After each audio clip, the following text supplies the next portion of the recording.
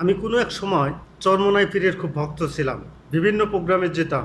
শুধু আমাদের এলাকায় না, আমি নারায়ণগঞ্জে গিয়েছি, ব্রাহ্মণবাড়িয়াতেও গিয়েছি, বিভিন্ন জেলায় গিয়েছি।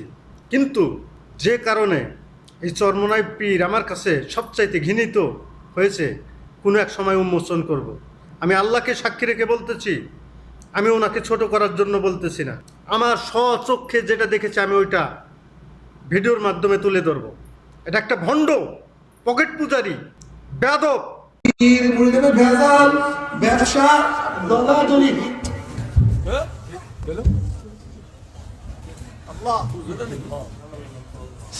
উনি জামাত শিবিরকে বেয়াদব বেআমল বলেন না?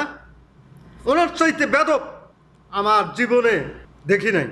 ওনার কাণ্ড দেখে আমি আধা ঘন্টা কান্না করেছি যে মানুষ এত খারাপ হইতে পারে। আমি বলবো কোনো এক সময় উনি বেয়াদব বেআমল বলেন না।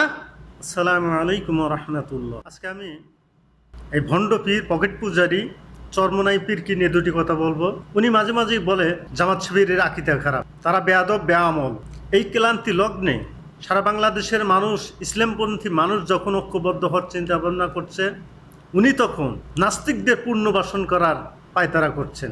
ফরিদউদ্দিন মাসুদ, উনি একটা নাস্তিক, ইসলামের চূড়ান্ত দুশ্মন। শাহবাগের নাস্তিকদের সাথে ফরিদউদ্দিন মাসুদ নাচানাচি করেছে এবং আলেম ওলামাদের ফাঁসি চেয়েছে। উনি তার সাফাই গাচ্ছেন।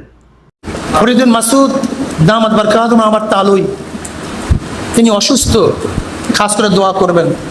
অনেক ভালো লোক, অনেক বড় আবেদ, অনেক বড় আলেম।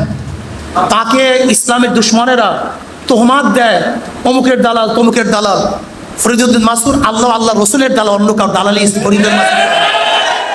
ফরিদুদ্দিন মাসুদ কাউ স্বার্থ সিদ্ধি করে না। কথাবার্তা সাবধানে কইও। যদি কার বিরুদ্ধে মিথ্যা মামলা দাও, আমি স্পষ্ট থানাকে বলবো, কোন থানার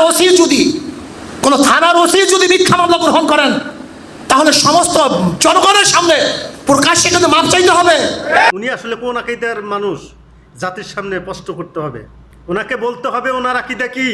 আগে আপনার আকীদা ঠিক করুন, তারপরে অন্যের আকীদা নিয়ে কথা বলবেন। সবচেয়ে নির্যাতিত দল হলো আলেম ওলামারা। তারা এখন ঐক্যবদ্ধ হওয়ার চিন্তা ভাবনা করছে, আর উনি তাদের সাথে ঐক্য না করে একজন নাস্তিকের ছাপাই গাচ্ছেন, তাদেরকে পুনর্বাসন করার চিন্তা ভাবনা করছেন। এই পকেট পূজারি ভণ্ড পীরের মুখোশ উন্মোচন করব কোনো এক সময়। আমি কোনো এক সময় চরমোনাই পীরের খুব ভক্ত ছিলাম। বিভিন্ন প্রোগ্রামে যেতাম। শুধু আমাদের এলাকায় না, আমি নারায়ণগঞ্জে গিয়েছি, ব্রাহ্মণবাড়িয়াতেও গিয়েছি, বিভিন্ন জেলায় গিয়েছি। কিন্তু যে কারণে এই চরমোনাই পীর আমার কাছে সবচাইতে ঘৃণিত হয়েছে, কোনো এক সময় উন্মোচন করব। আমি আল্লাহকে সাক্ষী রেখে বলতেছি, আমি ওনাকে ছোট করার জন্য বলতেছি না। আমার স্বচক্ষে যেটা দেখেছি আমি ওইটা ভিডিওর মাধ্যমে তুলে ধরবো। এটা একটা ভণ্ড, পকেট পূজারি, বেয়াদব।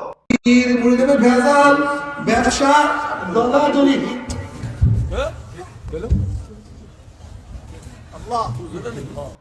উনি জামাত শিবিরকে বেয়াদব বেআমল বলেন না? ওনার চাইতে বেয়াদব আমার জীবনে দেখি নাই। ওনার কাণ্ড দেখে আমি আধা ঘন্টা কান্না করেছি যে মানুষ এত খারাপ হইতে পারে। আমি বলবো কোনো এক সময় উনি বেয়াদব বেআমল বলেন না? উনি কথায় কথায় আকীদার কথা বলেন, বেয়াদব বেআমল বলেন। ওনার আকীদা কি আগে জাতির সামনে স্পষ্ট করতে হবে। আলেম ওলামা ঐক্যর চেষ্টা করছে, আপনি তাদের সাথে ঐক্য না করে আপনি নাস্তিকদের পুনর্বাসন করার চিন্তা করছেন।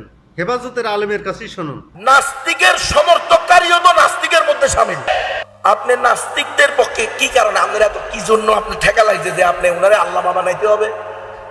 যে ইসলামের দুশ্মন শাতেমুর রসুলদের আন্দোলনের সাথে একাত্মতা ঘোষণা করে, নাস্তিকদের আন্দোলনের সাথে একত্রতা ঘোষণা করে, তাকে আল্লামা ফতুয়া দিতে হবে কেন? জাতিকে বিভ্রান্ত করার জন্য? শাহবাগে গিয়ে নামধারী আল্লামা, তথাকথিত আল্লামা সাইদির ফাঁসি দাবি করছে। এখন সময় এসেছে সঠিক সিদ্ধান্ত নেওয়ার।